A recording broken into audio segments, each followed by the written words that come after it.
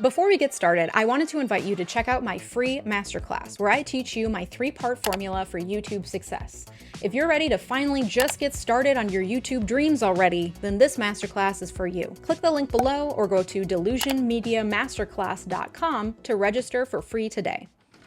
Hi friends, welcome to YouTube Sleuth, my show where I look at popular YouTubers, where they came from, where they're going, and figure out what they've figured out throughout the years so that we can apply the learnings that you can see through their growth to our own YouTube channels. Does that sound fun? Great, I'm glad you're in. Let's get started. Today we're talking about Ali Abdaal. Ali Abdaal is a education, productivity YouTuber. He kind of defies genres. He talks about books and gadgets and productivity hacks and all sorts of things. He's got 4.5 million subscribers, so if you haven't heard of him, now you have. Ali is from the UK. He is a doctor by training, and he started off his channel, well, actually, let's just look at it. So I wanted to watch some of his oldest videos, but when I went to look at the oldest ones, he's got a lot of like music covers and then talking about a crash course and more music covers. And so he doesn't have one that's like related to his channel in any way until a few videos in. So his oldest video is from 6 years ago.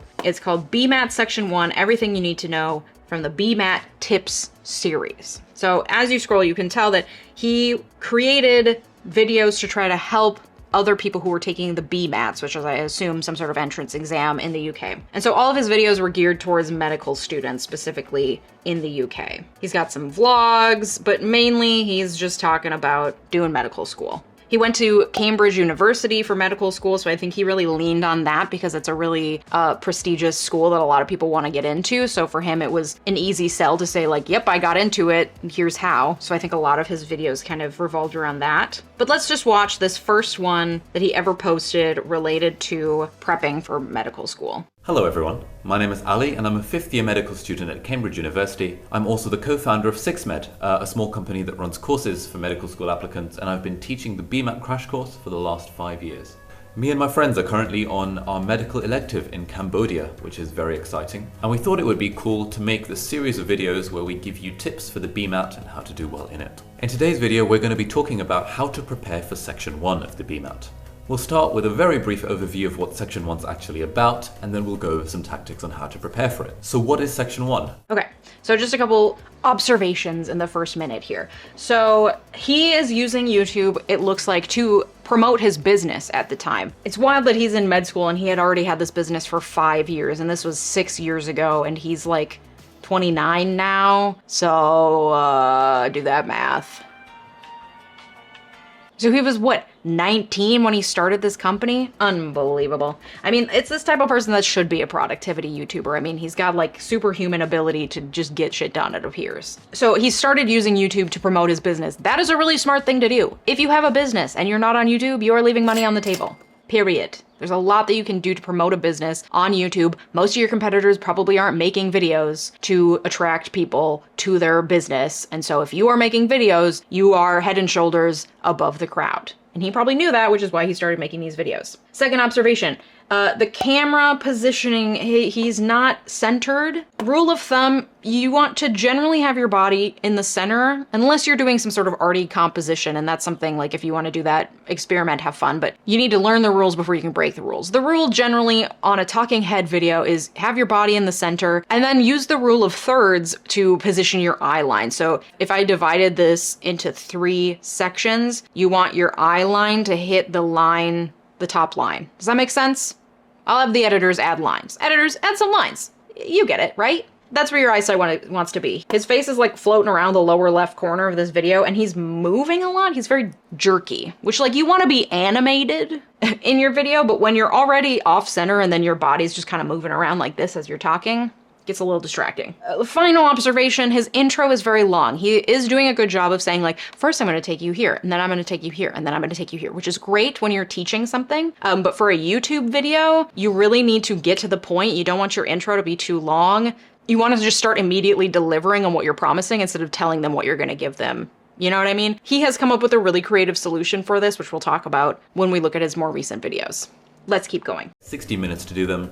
This comes out to about 1 minute and 42 seconds per question, which is quite a lot of time. Time is not usually an issue in Section 1, Time becomes an issue in Section 2. Section 1 has a mixture of critical thinking and problem-solving questions. There are just under a half critical thinking and just over a half of the section is problem-solving. The critical thinking questions are quite formulaic. They usually give you a passage of text about 4 or 5 lines long, followed by a question like, what's the conclusion of this passage? What's the assumption? What's a flaw? That sort of thing. There is a very specific strategy for tackling each one, and it's very preparable. Problem solving is a little bit less formulaic than critical thinking is. Problem solving just involves basic data interpretation and calculations. Okay, another thing. That music in the background, I find when you are trying to talk about really technical things, like he's talking about preparing for a test, I find that people find it very distracting to have too much music in the background when you're talking about more deep subjects. If you're just like sharing a day in your life, fine, put music in the background to add to the entertainment value. But like when you're talking about technical things, noise in the background, music in the background tends to be really distracting. It is for me, and I definitely get comments from people saying it is for them too. Another thing I wanted to talk about, his lighting. He said he's in Cambodia at the beginning of this, so like, you know, he's working with what he has. And what he has is a really nice camera, which I assume he probably uses to film videos for his course, which is great. The light that he's using to light his face, it looks like it's a very blue light that he has positioned off to the side and just directly at his face. I always recommend a light that is like centered and above. So right now I have a light right here. It's like right above the camera and pointing down at me. That gives a very universally flattering lighting because it hits the tops of your cheekbones, it creates a shadow under your jawline. It's just a nice flattering light. His is a little bit harsh. You can see he has a really strong shadow from his nose onto his cheek, and that's fine if you're going for a dramatic effect, but for just your everyday talking head video, you usually want something that's a little bit more uniform, and so putting the light above the camera and pointed down at the top of your head, not like directly above, but you know, down at your forehead, tends to work better. But again, he's probably just working with what he's got, and now he has 4.5 million subscribers. So start wherever you are. And there are also at least 10 years worth of TSA Oxford papers. TSA Oxford is very, very similar to BMAT Section 1. So if you do all of those questions, you'll be very well prepared for Section 1. There are 2 main ways of doing all these questions. Firstly, you can find the PDFs on the official admissions testing service website. Alternatively, you can go on a website that I helped make called BMAT Ninja. I'll put a link in the description. And absolutely free of charge, you can do all of these questions in our beautiful online interface. So for a brand new YouTuber, which again, he's not, he's had some videos before this, and I assume he made video content for that course that he is, you know, peddling at this point. His starting quality is really great right at the outset from YouTube. His camera quality is great, and he's popping these graphics onto the screen. And this is a really simple way to add visual interest to the videos that you're making. There's nothing fancy about this. He's just popping it up and popping it off. There's no sound effects. There's no fancy swooshing. It's just coming onto the screen and leaving the screen. So this is a really great idea for you to add to your videos just to increase that visual interest. When you're talking about something, show it also. Let's talk about strategy now. And strategy varies depending on whether we're talking about critical thinking or problem solving. For some people, the strategy for critical thinking questions does come quite naturally. Like for some people, it's obvious where the conclusion is and where the flaw in the argument is and which statement strengthens a particular argument. If you're one of those people, you don't really need to learn much strategy for critical thinking, you just do lots and lots of practice. If you find critical thinking a little bit more difficult, you might find it useful to go over an A-level critical thinking textbook. The OCR exam board has some good ones, and they give you sort of a lowdown on how to do the conclusion questions, the assumption questions, the flaw questions. Alternatively, and again a shameless plug for BMAT Ninja, we've got loads of online notes on how to do critical thinking questions. Okay, this is a great thing though, because if you are trying to push a product that you're trying to sell, if you can bring it up regularly throughout your video as like, I'm talking about this thing and I'm giving you genuine value, but also I have this thing that you can buy that will also give you value, that's a really great way to sell a product. For example, I have a course called Catalyst Academy, which you can buy, in which I talk about all of this and I delve even deeper into strategies to make your videos more interesting and to make people want to watch them. So check that out, the link in the description down below. See what I just did there? He's doing it too. Smart. If you're in the UK, which is an in-person course that takes you through the strategy of critical thinking. And if neither of those float your boat, I'll be uploading some more tutorials in the next few weeks about how to go over the critical thinking questions, so you don't need to worry about that. The nice thing about critical thinking is that it is very formulaic. There are only these 7 question types that come up. Again, the music is so distracting, I'm literally not following what he's saying, on top of the fact that I'm not preparing to go to med school, so I don't need to, but let me just drive home that point again. First of all, music vibe doesn't fit with the vibe of the video at all, and it's very distracting. So when in doubt, Keep music to a minimum unless you are using it to kind of push a story along, add some drama, you know how podcasts do it. Otherwise, unnecessary. So I think we get the general vibe of an early Ali Abdaal video. Let's go to some of his most recent videos. There's one in particular, 17 cheap purchases that save me time every day. First of all, let's just look at the title and thumbnail here. The thumbnail, really simple, but it really draws your attention into the thing that he's talking about, and it makes you curious because you're looking at that and you're like, how does this random lock save him time? I need to know more. He's also intriguing you by saying that these save him time every day, and there's 17 cheap purchases, so I don't have to spend a lot of money and it could save me time. I need to watch. So he's increasing the intrigue with the title and thumbnail, but they're really not that complex. Hey friends, welcome back to the channel. In this video, we're going to be going over 17 cheap purchases that save me time in my life every single day. Let's go for it. Item number 1 is this keychain type thing, which is actually a series of USB cables. Okay, a bunch of things to talk about. His intro, super quick and pithy. You know I love to see it. Hi, this is what we're going to be talking about today. Let's get into it. Second thing, he loves using those little icons that you saw pop up right at the beginning. He loves a little icon. He loves a tiny little icon. You can find those free little icons to add to your videos by going to flaticon.com. That's a tip for free. I don't make any money off that. Flaticon.com is where you're going to find little icons like that, and it's a really fun way to increase interest on your video and add some like cartoon or some animation or something to the video that you don't have to buy or figure out yourself. You just find it on flaticon.com. He loves using those. And what he did there was he popped them up behind him to give you a little tease, a little view of what's to come, but you don't actually know what they all are, so you have to watch the whole video. But he teased you a little bit, and then he jumped right into it. And then he used a title card to very quickly introduce the first thing he wants to talk about. And as the title card pops up, he's still talking in the background. And this has the combined effect of creating a visual interest for you. You can follow it along better because there's a title card showing you what he's talking about, but it moves along quickly because it doesn't pause during the title card. He's still talking underneath it while the title card pops up. It's a very powerful tool.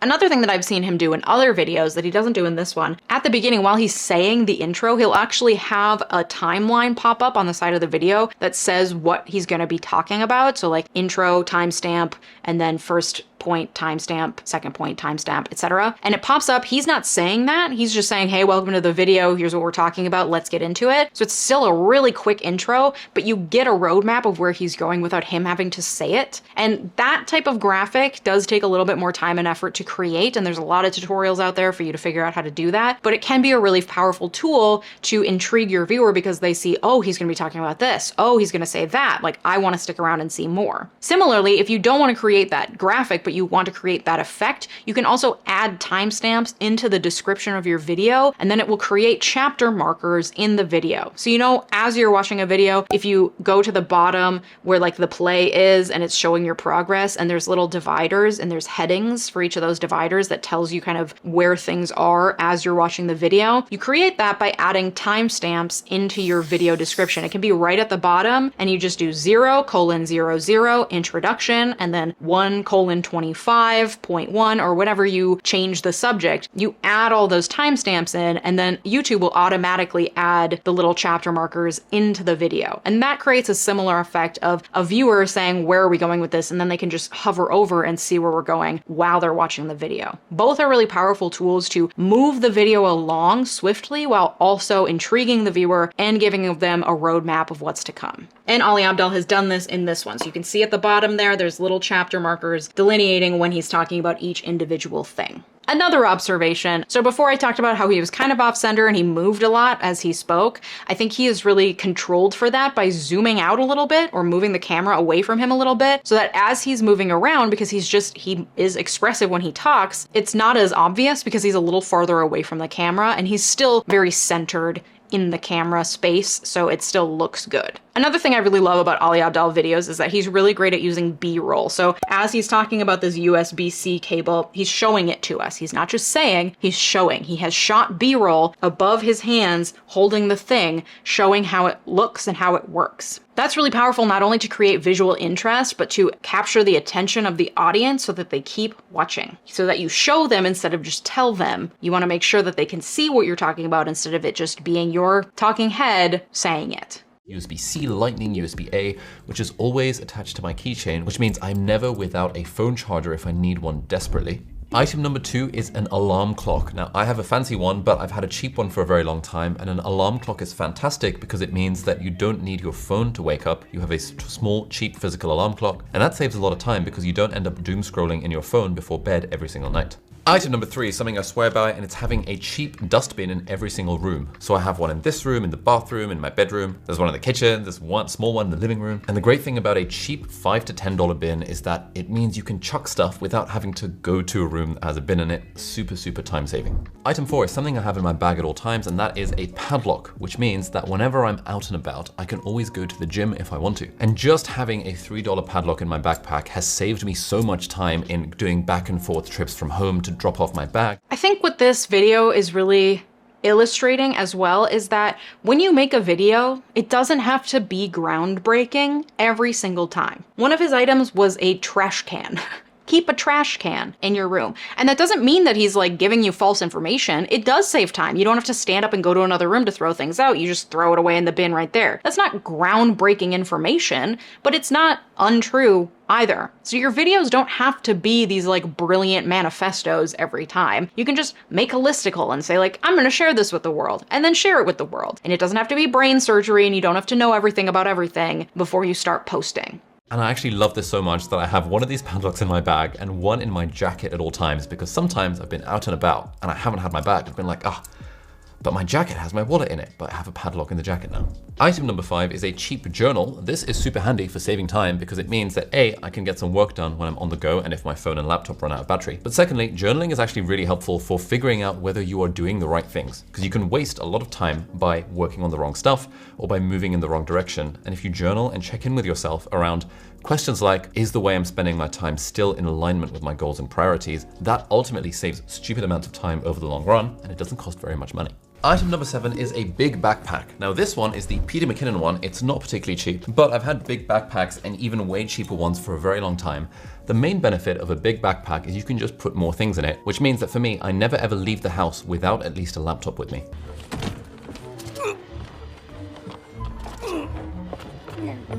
Okay, that's interesting. He's included little clips from Harry Potter amongst his video, which is completely off topic, but it's a cultural commentary, I guess, or use of cultural memes or cultural things to kind of bring home what you're talking about, add some interest, add something recognizable that maybe your viewers love. So they're like, oh my God, he's using Harry Potter. I love that. That's a really interesting way to add additional visual interest to your videos. Another thing about the B-roll footage that he has, some of it you can tell he filmed for the video. Like when he's talking about some of those individual pieces, he's showing it. He probably filmed it for that video. But a lot of this B-roll footage that he's showing of him on his phone, of him typing, of him opening a backpack, that's all B-roll footage that he had filmed previously. So as you start making videos, especially if you're in this niche, this like productivity niche where having a visual of you on a computer or you on your phone or whatever would be useful, or really there's a lot of niches where that would be useful for. As you go, you will build up a catalog of B-roll footage so that every time you make a new video, you don't necessarily have to film new B-roll for every aspect of that video.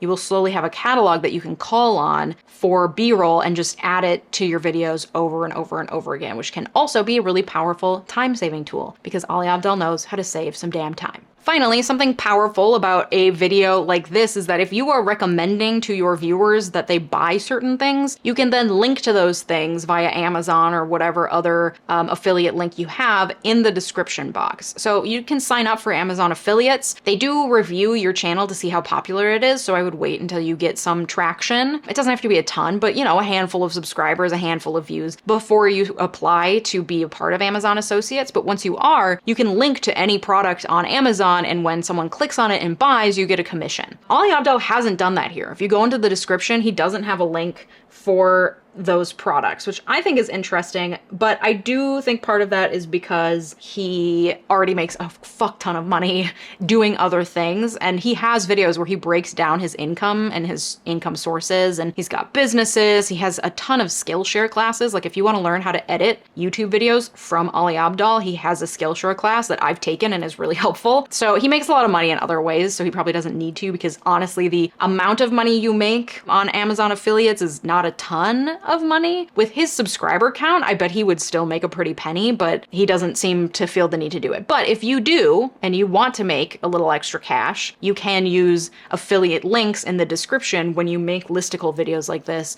people will click and will buy, and then you'll get a small commission. So just an idea of how to monetize your channel, even if you don't have that 1,000 subscribers, 4,000 watch hours goal that you need to hit in order to get money from YouTube ad revenue.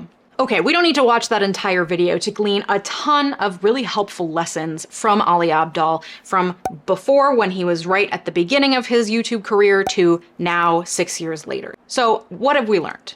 From baby Ali Abdaal, we have learned, make sure that you are positioned properly in the frame. Remember the rule of thirds, keep your eyeline around there, keep your body in the center. Unless you're experimenting with creative stuff, then do whatever you want. Break the rules if you want. Keep your lighting a little bit above your head and directly in front of you if you want the most even, flattering lighting possible. Keep those introductions short and quick. You don't necessarily need to tell people where you're taking them throughout the video. You can show them little clips of what's to come. You can put a little timeline as a graphic that pops up, or you can even just add timestamps in your description that will show up in the bottom of your video. What have we learned from present day Ali Abdaal? If you move a lot when you talk, consider moving your camera back a little bit. Use B-roll as much as possible to show instead of just tell. Save the B-roll that you film for your videos and use it repeatedly in future videos. Your videos, your listicles, the things that you're making don't have to be brain surgery, groundbreaking rocket science every time. It can still be really helpful content. And you can make a little extra cash if you make listicles and have affiliate links in your description while doing so. But also, you can make good money if you have a business and you have a small following, like baby Ali Abdaal, who was probably increasing his income by posting videos even early on YouTube while trying to sell his other product from his other business. So if you own a business, you should be making YouTube content. If you want to learn how to do that, you can click the links below to get my Get Started guide for free and to take my masterclass where I talk about my 3-part framework for YouTube success. Both are free, linked below. If there's another YouTuber that you would like to see me react to, please comment that down below. I'm all ears. Thank you so much for watching. I'll see you next time. Bye!